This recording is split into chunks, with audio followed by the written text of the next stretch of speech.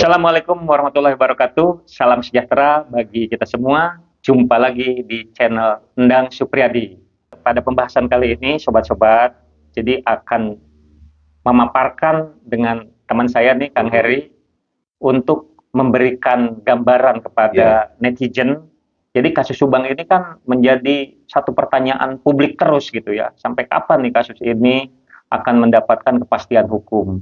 Itu akan divonis di pengadilan. Nah, kemudian ketika ada lagi 3 orang yang sudah statusnya tersangka, kemudian belum ditahan, kemudian belum ada kepastian sampai saat ini, tapi kita tunggu setelah persidangan yang 2 orang ini, Mr. D dan Mr. Y, vonisnya apakah bersalah atau tidak, ini akan menjadi tambahan bagi para penegak hukum untuk memproses perkara pidana yang 3 orang lagi. Mari kita saksikan selanjutnya.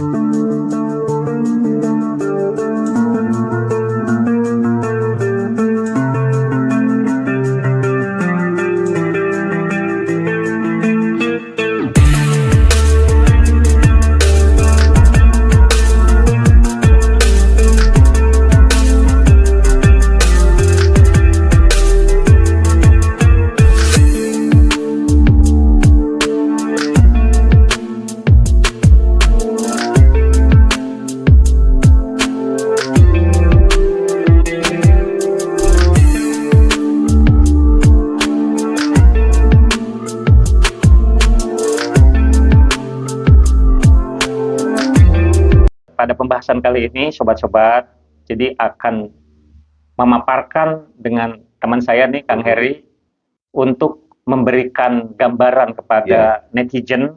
Jadi kasus Subang ini kan menjadi satu pertanyaan publik terus gitu ya. Sampai kapan nih kasus ini akan mendapatkan kepastian hukum?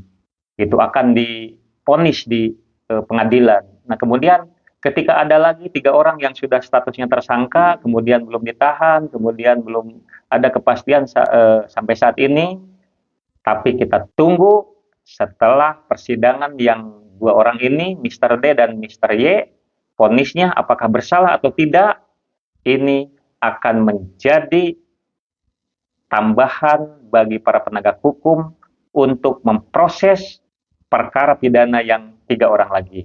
Mari kita saksikan selanjutnya. Peran dan fungsi advokat ini kan perintah undang-undang. Betul. Bukan kepentingan pribadi seorang advokatnya atau kepentingan yang sifatnya membela yang tanpa dasar hukum. Kan seperti itu. Nah, jadi memang peran advokat ketika kasus pidana itu sampai bergulir ke pengadilan, ini kan membongkar peristiwa. Gitu, karena hakim ini kan hanya membaca berkas. Berkas itu yang bersumber dari kepolisian berdasarkan hasil penyidikan kan tentunya begitu. Nah, kemudian setelah dan disidangkan di pengadilan, lalu dibongkar fakta-faktanya. Apakah si terdakwa ini melakukan tindak pidana atau tidak? Kan seperti itu. Jaksa pasti ketika dia sudah menyatakan P21 terhadap berkas pidana itu, jaksa ini akan berusaha juga membuktikan bahwa si terdakwa ini melakukan tindak pidana. Akan meyakinkan hakim. Gitu. Tetapi kan untuk meyakinkan hakim ini tidak dengan hanya sebatas argumentasi. Tidak hanya sebatas kita ini ngomong yang tanpa dasar, tanpa bukti. Tentu ketika ingin bagaimana meringankan atau membebaskan seorang terdakwa ini berdasarkan kronologis yang terjadi, itu kan peristiwa pidana itu, sehingga si pengacara ini akan bertanya kepada saksi-saksi yang dihadirkan, saksi yang dihadirkan oleh pihak kejaksaan maupun saksi yang sifatnya meringankan yang dihadirkan oleh pihak terdakwa atau ini kuasa hukum, keluarganya atau kuasa hukumnya, kan seperti itu. Nah, jadi hakim ini akan dapat menyimpulkan serangkaian peristiwa ini ketika dibongkar di fakta persidangan. Kalau memang dianggap tidak ada tindak pidana, itu hakim pasti akan membebaskan. Kalau memang melakukan tindak pidana, maka akan menjatuhkan hukuman. dengan jumlah vonis tertentu kan, itu istilahnya sesuai dengan kewenangan hakim. Karena hakim di dalam memutus suatu perkara pidana itu harus didasarkan kepada dua alat bukti yang sah berdasarkan undang-undang, juga berdasarkan keyakinannya. Nah, ini mengukur keyakinannya ini, keyakinan hakim itu diukur dengan apa? Dibongkarnya fakta dan peristiwa di serangkaian persidangan itu. Itu sehingga, oh berarti dua alat buktinya sudah sah. Oh berarti hakim tuh yakin dia pelakunya. Nah seperti itu. Jadi sebetulnya dengan sistem peradilan pidana yang baik itu hakim, jaksa, pengacara itu sama-sama sebagai bagian daripada criminal justice system ini. Jadi tidak dengan egonya, yang penting semisal klien gua harus bebas, gitu kan. Di sisi lain kepolisian yang telah menahan orang gitu ya dengan data yang akurat, jaksa saya harus yakin bahwa ini orang pelakunya. Tetapi kan itu berperang argumentasi hukum disertai dengan fakta-fakta di dalam peristiwa itu. Gitu. Ketika jaksa menuntut berapa tahun pun, ya enggak, ketika faktanya tidak bisa dibuktikan di persidangan, hakim akan membebaskan. Ketika orang tersebut memang tidak melakukan tindak pidana berdasarkan hasil gelar perkara di persidangan, hasil sidang lah intinya seperti itu. Jadi jangan khawatir sebetulnya para terdakwa ini ketika disidangkan, kalau memang dirinya ini merasa tidak bersalah, yang penting hadirkan saksi-saksi, keluarkan bukti-bukti bahwa pelakunya bukan dia, kan seperti itu gitu. Nah, ini sangat jelas sekali ini, dan sebetulnya sangat menarik sekali nih, bahwa tadi sudah disampaikan bahwa kalau saya simpulkan mungkin apa yang disampaikan oleh Pak Ketua, adanya pengacara yang memberikan pendampingan hukum, terutama nih di dalam kasus Subang ini, untuk menjaga objektivitas atau kesetaraan di dalam hukum ya, atau mungkin equality before the law, seperti itu ya Ketua ya. Jadi, nah lalu kita bagaimana sih melihat, ya kita lihatkan kasus Subang, bahwa kasus Subang ini setelah adanya pengakuan dari saudara MR, tidak lama kemudian polisi langsung menjemput beberapa orang yang saat ini statusnya sudah ditersangkakan. Nah, walaupun memang ini juga banyak ragam komentar pro dan kontra, seolah berkata bahwa penetapan tersangka di dalam kasus Subang ini itu hanya berdasar kepada keterangan Danu saja. Nah, tetapi kalau menurut cara pandang Ketua sendiri nih, di dalam konteks kasus Subang dulu nih ya, ini kan sekarang kasusnya sudah dilimpahkan kepada Kejari Subang nih, dan bisa dikatakan yang dua sudah P21 dan siap untuk disidangkan. Nah, berarti kalau secara pribadi saya melihat bahwa tugas polisi terutama untuk menetapkan tersangka ini, ya terutama untuk yang sekarang sudah dilimpahkan ke kejaksaan, itu sudah bola panasnya sudah pindah kepada kejaksaan ini mengenai status terutama yang dua orang tersangka di sini. Nah, bagaimana nih menurut Ketua gitu ya dalam hal ini menyikapi pro dan kontra ini, terutama terkait bahasa yang tadi itu yang dibilang bahwa ini kalau seandainya Danu benar, itu pasti kasus Subang ini sudah terungkap. Ada bahasa seperti itu. Nah, tanggapan Ketua seperti apa? Nah, jadi kan sebetulnya soal hukum itu kan tidak bisa dianalogikan, tidak bisa berandai-andai gitu. Nah, saudara Mr. D juga kan ini kan akan berhadapan dengan jeruji besi. Ini pasalnya nggak main-main loh. Pasal pembunuhan berencana, pasal 340 kan ya, Kupidana. Gitu. Jadi artinya Danu itu tidak akan serta-merta dia ini menyerahkan diri kepada pihak kepolisian kalau menurut pendapat saya nih, kalau Danu sendiri tidak ada serangkaian dengan peristiwa pembunuhan itu, kan seperti itu. Nah, saya katakan bahwa pengakuan seorang tersangka, semisal gitu kan, seorang pelaku lah katakannya, awalnya kan belum ada tersangka ya, belum. Seorang pelaku misalkan bahwa ketika menyerahkan diri kepada pihak aparat kepolisian bahwa saya sebetulnya sebagai pembunuhnya misalkan. Nah, artinya dia ini sebagai pelakunya itu apakah sebagai otaknya, apa turut sertanya, gitu kan. Nah, tentu yang namanya pembunuhan berencana itu pelakunya tidak akan satu orang. Pasti akan lebih dari satu orang.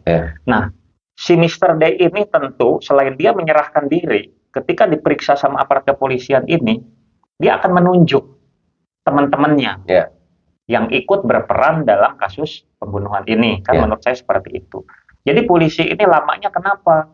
Karena kan kasus pembunuhan di Subang ini kan TKP-nya kan sudah rusak, gitu ya, sudah rusak, gitu sehingga polisi harus bekerja keras untuk dapat membuktikan bahwa siapa pelakunya, gitu kan. Nah, dengan adanya Danu sebagai salah satu pelaku ini mengakui bahwa dia pelakunya, ini kan merupakan petunjuk yang dapat menggeret pelaku-pelaku berikutnya.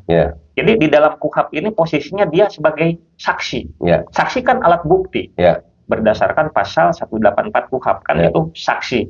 Nah, kemudian nunjuk seseorang misalkan Mr. Y gitu ya. Karena kenapa diduga gitu kan? Karena di Indonesia ini kan asasnya asas presumption of innocence. Jadi sepanjang orang itu dinyatakan sebagai tersangka, terdakwa, ketika sudah divonis pun sebelum putusannya itu berkekuatan hukum tetap masih ada asas praduga tak bersalah gitu ya. Gitu. Nah, jadi artinya sebenarnya kepolisian itu sudah meraih petunjuk-petunjuk dari awal.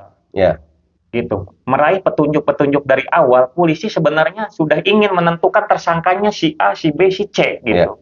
Tetapi polisi masih berpikir ada kekurang lengkapan gitu. Gitu ya, ada kekurang lengkapan. Nah, makanya dengan pengakuan Danu ini sebagai bentuk kelengkapan bukti-bukti dan petunjuk-petunjuk yang dimiliki oleh aparat kepolisian. Kan begitu. Faktanya bahwa tugas kepolisian ini sudah dinyatakan P21 atau lengkap oleh institusi kejaksaan, kan nggak mudah. Jaksa juga nggak mau serampangan. Ketika berkas kepolisian ini dianggap belum lengkap, kejaksaan juga nggak mau menahan orang atau mentersangkakan orang dengan seenaknya kan.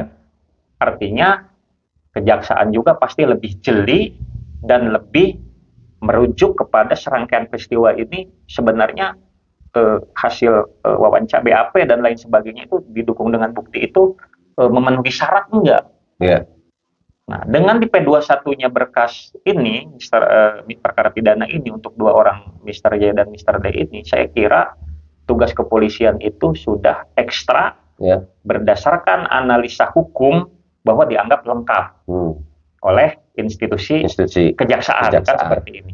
Nah, ini tinggal tugas kejaksaan gitu kan mengantarkan kasus ini ke persidangan. Mampu tidak merubah status terdakwa menjadi terpidana gitu. Nah, itu. Jadi artinya kalau tugas jaksa ini setelah dia ini menyatakan lengkap, tentu akan membuat dakwaan, membuat rentut dan tuntutan dan lain sebagainya kan seperti itu. Kemudian digulirkan ke persidangan. Jaksa ini akan meyakinkan hakim, berusaha meyakinkan hakim bahwa dia loh pelakunya. Sebagai pembunuhan berencana, ini posisinya sebagai dadernya misalkan, sebagai pelaku utamanya, ini sebagai turut sertanya dan lain sebagainya. Nah, di sini makanya peranan advokat tadi kan Om Heri bilang bahwa identik dalam tanda petik pengacara ini akan membela kepada kliennya. Ya memang tugas pengacara itu adalah membela. Tetapi membela ini berdasarkan perintah undang-undang. Bukan membela atas kehendaknya sebagai pribadi kan gitu. Jadi membela di sini ketika seseorang ini dituduh, dalam arti kan kalau sudah tersangka itu kan dituduh melakukan pembunuhan berencana. Makanya tugas advokat ini membuktikan, gitu, membuktikan apa yang dituduhkan oleh kepolisian, oleh kejaksaan, digelarlah di persidangan, kan fair kan? Terbuka untuk umum. Jadi peranan advokat ini sangat dominan dan penting. Apalagi posisi seorang Danu ini kan sudah JC. Kalau JC itu kan punya keistimewaan, dia dilindungi oleh SPSK, sehingga si Mr. D ini tidak akan ragu-ragu mengungkapkan apa yang telah dia saksikan sendiri dan dia alami sendiri, gitu kan? Yang dia lihat sendiri. Kan saksi itu yang saksi mahkota kan yang begitu. bukan saksi yang sifatnya testimoni audito gitu kan. Jadi saksi ini melihat sendiri, mendengar sendiri, merasakan sendiri. Kalau Danu memang dia posisinya saat ini sudah menjadi tersangka, berarti dia itu sudah dianggap dikantongi alat buktinya oleh kepolisian minimal 2 alat bukti. Dan ketika dia posisinya jadi saksi, itu kan mendengar sendiri, melihat sendiri, dan dia merasakan sendiri, melakukan sendiri kalau dia sebagai posisinya sebagai pelaku kan seperti itu.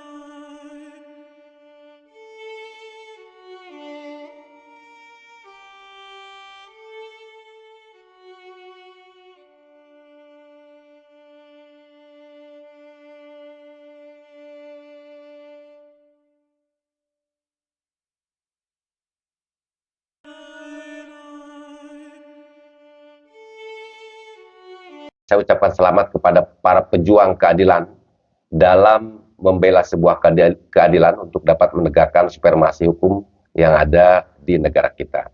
Demikian, Bhinneka Tunggal Ika, Tanhana Dharma Mangarwa. Berbeda-beda tetapi satu jua, tiada hukum yang berdua. Semangat!